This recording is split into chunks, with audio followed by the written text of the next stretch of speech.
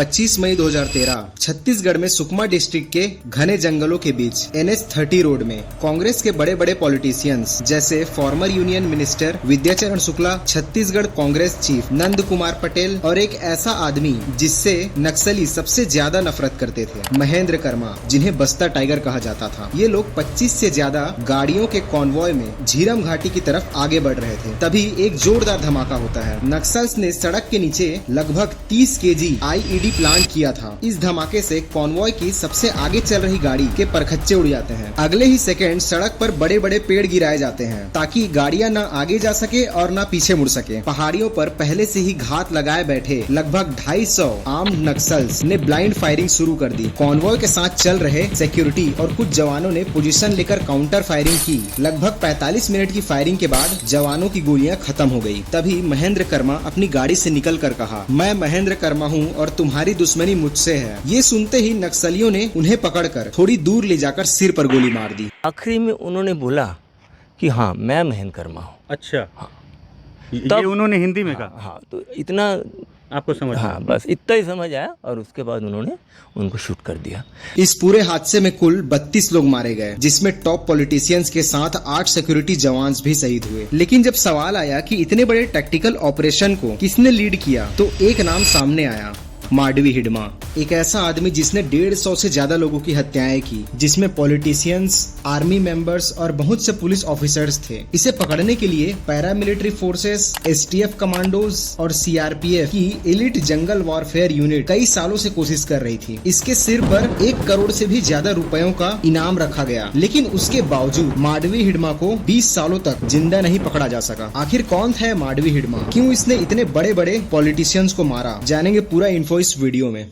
छत्तीसगढ़ के सुकमा जिले में एक गांव है पुवर्ती। यहीं एक आदिवासी परिवार में साल 1981 में एक बच्चे का जन्म हुआ। माँ बाप ने बच्चे का नाम रखा माडवी देवा। पुवर्ती गांव और वो पूरा रीजन नक्सल प्रभावित था, जिसके कारण वहाँ के नौजवान अक्सर नक्सलियों के साथ जुड़ जाते थे। जब माडवी देवा बड़ा हुआ तो 90s के दशक में छत्तीसगढ़ के बस्तर रेंज का एक नक्सल कमांडर बदरना एक दिन पुवर्ती गाँव आया था, तो उसकी नजर पड़ी 16 साल के लड़के माडवी देवा पर, जिसे वो अपने साथ ले गया और फिर बदरना ने माडवी देवा को अपने पार्टी में ज्वाइन करा लिया। मैं कमांडर था, इसलिए मैं गांव में जाता था, लोगों को भी देखता था ये संगठन में किसको शामिल करना है, कौन कार्य कर सकता है, कौन नहीं कर पाता है। इस नज़र से देखा मैं हिडमा को। मैं भी उसका कार्य को देखते थे, कुछ काम बताता था, बहुत तेजी से जाके काम करना है, मैंने वो काम भी इंटरेस्ट करना है। तो ऐसी करके मेरा भी ज्यादा फोकस यही था, ये लड़का को कैसे करके पार्टी में शामिल करना है।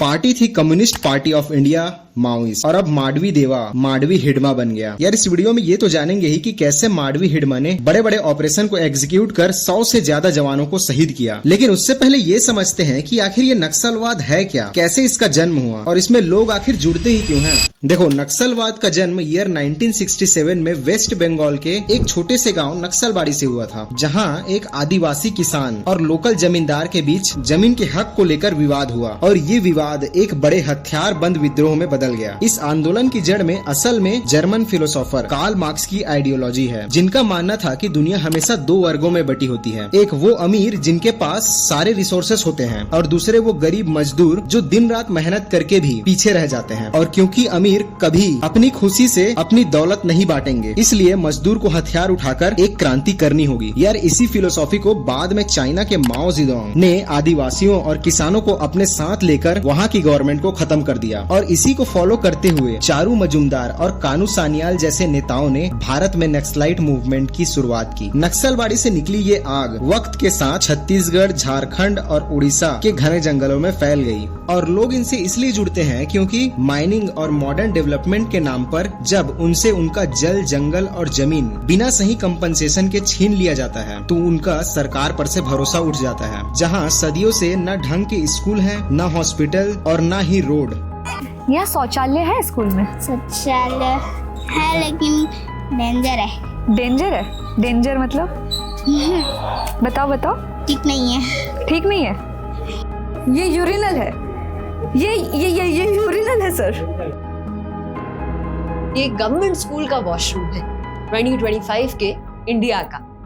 मजाक है ये वॉशरूम के नाम पर। और इसी गवर्नेंस वैक्यूम का फायदा उठाकर नक्सलाइट कमांडर्स उनके सामने खुद को मसीहा दिखाते हैं और कई बार डर और मजबूरी के बल पर भी भोले भाले आदिवासियों को अपने साथ शामिल कर लेते हैं। मतलब कुल मिला के ये कह सकते हैं कि ये जो नक्सली मूवमेंट इसलिए स्टार्ट हुआ क्योंकि सोसाइटी में क्लास डिफरेंस था। अमीर और अमीर होते जा रहे थे और गरीब होते जा रहे थे। खैर बात करें माडवी हिडमा की, जो कम्युनिस्ट पार्टी ऑफ इंडिया से जुड़ा था और ये पार्टी वही कार्ल मार्क्स की आइडियोलॉजी पर ही बनी हुई थी। यार बीबीसी के एक रिपोर्ट के अकॉर्डिंग हिडमा को संगठन के उस शाखा में भेजा गया जो नक्सलवादियों के लिए हथियार तैयार करती थी और यहीं हिडमा ने पहली बार अपनी असली प्रतिभा दिखानी शुरू की। उसने हथियार बनाने के नए नए तरीके खोजे। वो बंदूक तैयार करता, उनकी मरम्मत करता और साथ ही ग्रेनेड्स का भी इंतजाम करता था। 2001-2 के टाइम पे हिडमा पीपल्स लिबरेशन गौरिला आर्मी यानी PLGA, जो नक्सलियों का सबसे खतरनाक ग्रुप था, उसमें शामिल हो गया। बाद में वो सेंट्रल कमेटी का भी सदस्य बना और बटालियन 1 का हेड भी बना। देखो ये सब जो मैं बोल रहा हूँ, PLGA या सेंट्रल कमेटी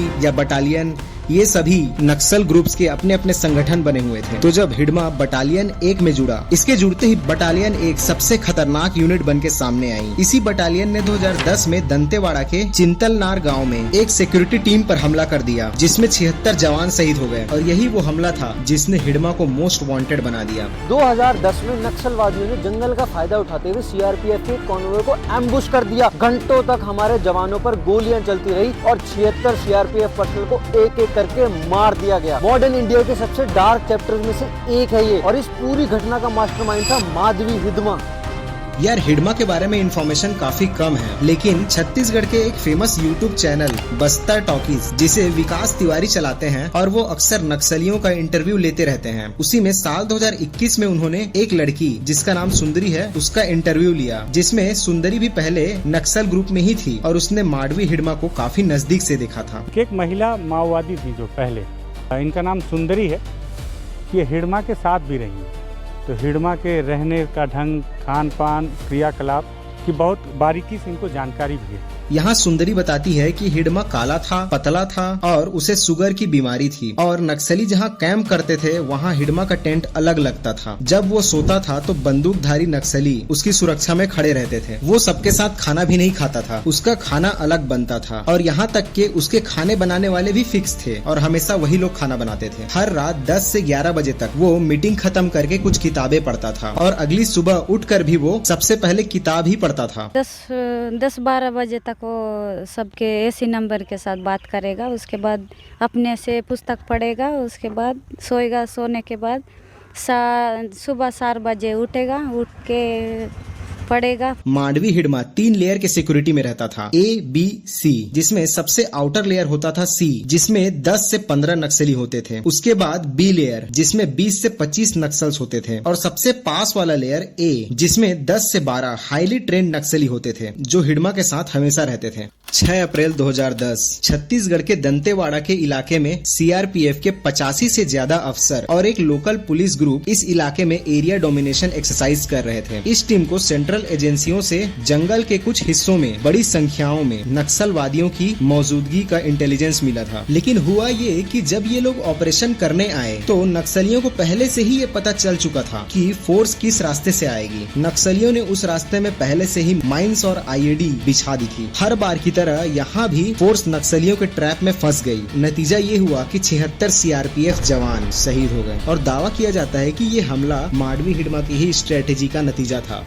नेक्स्ट 25 मई 2013 झीरम घाटी सुकमा अटैक, जिसमें लगभग 30 से ज्यादा लोगों की मौत हुई। फिर 24 अप्रैल 2017 बुर्कपाल चिंता गुफा अटैक, जिसमें CRPF कॉन्वॉय पर बड़ा हमला हुआ। 25 से 26 जवान फिर शहीद हुए। 21 मार्च 2020 मिनपा सुकमा में अटैक, अगेन 17+ जवान शहीद हुए। 3 अप्रैल 2021 सुकमा बीजापुर बॉर्डर में अटैक, 22 से 23 सिक्योरिटी पर्सनल शहीद हुए। यार इन सभी अटैक्स का मास्टरमाइंड हिडमा को ही बताया जाता है। वैसे गवर्नमेंट ने भी इनके अगेंस्ट काफी ऑपरेशंस चलाए, जैसे ऑपरेशन ग्रीन हंट, जिसमें बस्तर, सुकमा और दंतेवाड़ा एरिया में CRPF और कोबरा बटालियन की तैनाती बढ़ाई गई। लेकिन हिडमा काफी शातिर था, जिसके कारण उसे पकड़ना लगभग इम्पॉसिबल था। बट 2015-17 के टाइम छत्तीसगढ़ पुलिस ने एक दिमाग लगाया। उन्होंने काफी सारे ऐसे लोगों की एक ग्रुप बनाई जो पहले नक्सलवादी थे लेकिन अभी सरेंडर कर चुके थे और इस टीम का नाम रखा गया डिस्ट्रिक्ट रिजर्व गार्ड यानी DRG। अब यार ये ऐसा ग्रुप ग्रुप था जो ऑलरेडी नक्सल्स थे, जिसके कारण इन्हें काफी आइडिया था अपने जियोग्राफिकल लोकेशंस के बारे में। मतलब इस बार कह सकते हैं कि हिडमा का सामना पुलिस या फिर किसी आर्मियों से नहीं बल्कि अपने ही नक्सलवादियों से था, और इसका फायदा गवर्नमेंट को 18 नवंबर 2025 को दिखा, जब इन्हीं ग्रुप की हेल्प से आंध्र प्रदेश के मरेदुमिल्ली फॉरेस्ट एरिया में माडवी हिडमा को मारा गया। In India, 51-year-old Madhvi Hidma, the most wanted leader within the Maoist ranks, has been killed in an encounter in southern Indian state of Andhra Pradesh, Alluri district. आज के time 2026 में बताएं तो हिडमा की बटालियन का खात्मा और बाकी टॉप कमांडर्स का अब एक्टिव ना रहना या पुलिस की गिरफ्त में आना इस पूरे नक्सली मूवमेंट को लगभग खत्म कर चुका है। मिनिस्ट्री ऑफ होम अफेयर्स की लेटेस्ट रिपोर्ट बता रही है कि नक्सल वायलेंस में 75% से ज्यादा की गिरावट आई है। पहले जो 180 डिस्ट्रिक्ट्स नक्सल अफेक्टेड थे वो अब सिर्फ 30 से 40 तक सिमट कर रह गई है। पिछले 3 सालों में 2500 से ज्यादा एक्टिव नक्सल्स ने सरेंडर किया। लेकिन यार मुझे लगता है कि सिर्फ नक्सलियों को मारने या उनके सरेंडर करने से ये प्रॉब्लम सॉल्व नहीं होगा, क्योंकि याद करिए नक्सलबाड़ी का वो गांव जहां से ये शुरू हुआ था, जिसका मेन कारण था क्लास डिफरेंस, यानी गरीब और अमीर के बीच का अंतर। देखो मेरे हिसाब से ये डिफरेंस जितना कम होगा, नक्सलिज्म जैसे आइडियोलॉजीज उतने ही कमजोर पड़ जाएंगे।